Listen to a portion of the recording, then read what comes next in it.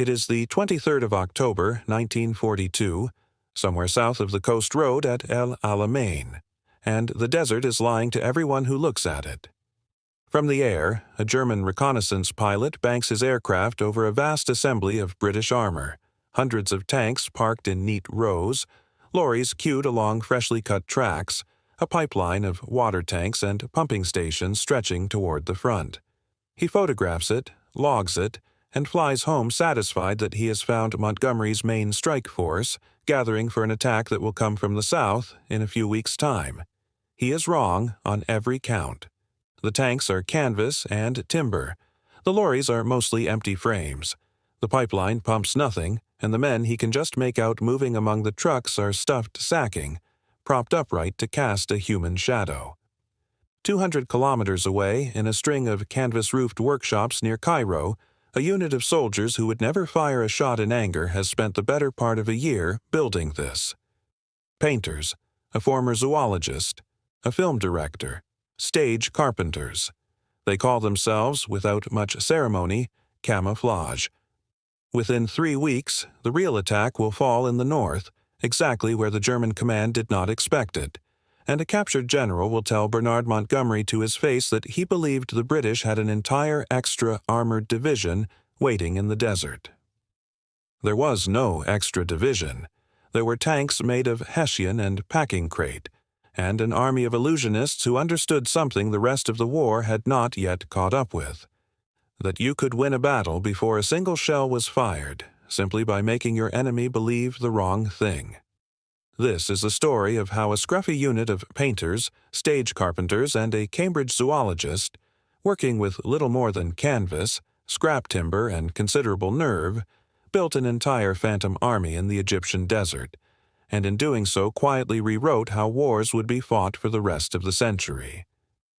To understand why the British went to such lengths to build a fake army, you first have to understand how badly the real one was losing the Desert War. By the summer of 1942, the Eighth Army had been pushed back more than 1,000 kilometers across North Africa, from Cyrenaica almost to the gates of Alexandria. Erwin Rommel's Panzerarmee Africa had a habit of guessing correctly, again and again, where the British would attack and where they would not, and each time the cost was counted in burned-out tanks and captured men. Some of that was Rommel's genius. A great deal of it was simpler than genius. Aerial reconnaissance over flat, open desert with almost no natural cover meant that any concentration of vehicles, however carefully dispersed, eventually showed up as a smudge on a photograph that a trained eye could read like a sentence. Camouflage netting helped, but netting alone could not hide the fact that an armored division needs vehicles, fuel, water, and men in numbers that cast shadows no matter how you arrange them. The British had tried screens, nets, painted patterns borrowed from naval dazzle camouflage, and none of it solved the central problem. You cannot hide an army that has to move to fight. What you can do, if you are clever enough, is hide where it is going to move, and persuade the enemy that a different army, in a different place, is the one worth worrying about. This was the problem handed to a small and almost accidental organization. Earlier in the war, deception had been the province of a colorful, controversial figure named Dudley Clark, who ran a unit known simply as A Force and had already experimented with fake parachute battalions and invented entire notional brigades on paper to frighten Italian commanders in East Africa. By 1942, the thinking had matured into something far more physical and far more ambitious. The challenge facing Montgomery's staff before El Alamein was almost absurd in scale. They needed to move hundreds of real tanks, thousands of tons of fuel, ammunition, and water into forward positions in the north, without the enemy noticing the buildup, while simultaneously convincing German reconnaissance that the main weight of the attack was forming far to the south. Worse, the real assembly would take weeks, and every single day of that buildup was a day the enemy might spot a discrepancy, a vehicle in the wrong place, a track leading somewhere it should not. One staff officer charged with drafting the plan wrote candidly that if it failed, it would do more damage than having no plan at all, because a deception unmasked tells the enemy exactly where to look next. It was, in the driest sense, an engineering problem. How do you make 800 tanks disappear and a phantom division appear in their place using a budget of canvas, scrap timber, and palm fronds in the full glare of an enemy that flew reconnaissance sorties every single day? The men given this task worked under the British Middle East Command Camouflage Directorate, a unit that everyone simply called Camouflage, led by a former film director from the British film industry named Geoffrey Barkas. Barkas had arrived in Egypt at the start of 1941 with no military background in deception whatsoever, and had built his unit almost from scratch out of artists, set designers, a Cambridge zoologist named Hugh Cott, who had spent his academic career studying animal camouflage in nature, and ordinary soldiers willing to learn an entirely new trade. It is worth pausing on how strange this recruitment pool was for an army at war. Cott's expertise lay in countershading on the flanks of antelope and the disruptive patterning of moths, the same visual logic that makes a creature hard to pick out against foliage or dappled light, and he taught it to Camouflage's officers as though running a university seminar rather than a military course. Barkas himself thought in terms of composition, light, and the angle of the watching eye, because that had been his trade behind a film camera for 20 years before the war. By November 1941, they had established a proper training and development center at Helwan, south of Cairo, a sprawling camp of workshops and an experimental section, with a regular Army officer, Major John Sholto Douglas, installed as commandant to keep the whole eccentric operation administratively respectable. The development wing, under a captain seconded from the Royal West African Frontier Force, turned out a steady stream of new tricks for vehicles, aircraft, and anything else that might need to vanish or multiply on demand. Their first major proof of concept came at Mishaifa, where Barkas's officer, Stephen Sykes, built an entire fake railhead, roughly 6 miles of dummy track, complete with a dummy locomotive and dummy supply dumps, all constructed from Jarita hurdling, woven palm frond panels lashed together like garden trellis and stretched canvas. Dummy lorries appeared to unload dummy tanks beside dummy swill troughs tended by no one at all, an arrangement so deliberately mundane that one visiting writer described the scene as faintly eerie even in daylight, with everything in motion and nothing actually alive. It worked well enough that the Luftwaffe dropped more than 100 bombs on a railway that did not exist, while raids against the real supply line at Capuzzo dropped by roughly half. It was a small trick with a measurable result, and it taught Camouflage exactly how far imagination could substitute for steel. The device that made Operation Bertram possible, though, was something altogether more elegant, a folding canvas shell called the Sun Shield. Picture a tank, a Crusader, or a Grant, parked in the open. Over its hull and turret, 2 soldiers could fit a lightweight timber-framed canopy in a matter of minutes, hinged down each side like a pair of wings folded shut over the vehicle.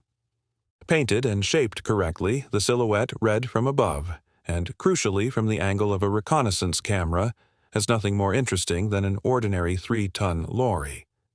Roughly 700 of these were eventually deployed for Bertram alone, fitted to a whole range of Allied tank types, Crusaders, Valentines, Grants, and later Shermans, each requiring its own slightly different pattern of canopy to match the bulk and silhouette of the vehicle underneath. The genius of the idea was its reversibility. A tank could drive for days disguised as a truck, parking in convoy with genuine lorries, drawing no particular attention, and then in the final hours before the attack, the 2 halves of the Sun Shield could be lifted clear in moments, the canvas truck peeling away to reveal the real tank beneath, ready to fight. Meanwhile, in the southern sector where no attack was actually planned, Camouflage built the mirror image of this trick, real lorries dressed up with timber frames and canvas panels to look, from altitude, exactly like a tank. Field guns were hidden under simple box-shaped canopies nicknamed cannibal covers, disguising their distinctive long barrels as the load bed of an ordinary truck. A dummy water pipeline, complete with fake pumping stations and storage tanks and straw-filled dummies standing in for the men who would supposedly operate it, was laid across the southern desert to suggest infrastructure for an army that was never going to be there. Real vehicles drove past it deliberately, simply to leave tire tracks in the sand because empty ground with no tracks at all is its own kind of giveaway to a trained aerial observer. Every element of the deception was built and maintained by pioneer companies working in roughly 3 teams, 1 constructing frames, 1 fitting the canvas, and a third, by all accounts the most particular about their work, applying paint and weathering until each dummy carried the right degree of grubby realism. Barkus kept the rival companies' camps as far apart as he could manage, because the men did not get along, which is its own small, very human detail buried inside an enormous feat of military engineering. If you are finding this interesting, a quick subscribe helps more than you know. By the time the guns opened up on the night of October 23, 1942, the desert south of the real line of attack held an entire notional armored force that existed only in canvas, timber, and the conclusions German analysts drew from photographs. Exactly how many individual German reconnaissance flights were fooled, and at precisely which moment commanders on the other side reached their wrong conclusions, is not fully recoverable from the surviving record, and any documentary that claims otherwise is guessing. What is documented from post-war interrogation and captured German papers is the outcome. Wilhelm Ritter von Thoma, a senior Panzerarmee general taken prisoner during the battle, told Montgomery directly that he had believed the Allies possessed at least 1 more armored division than they actually fielded, and that he had expected the main attack to fall in the south. Rommel's deputy at the time, General Georg Stumme, reportedly believed the assault was still weeks away when it began.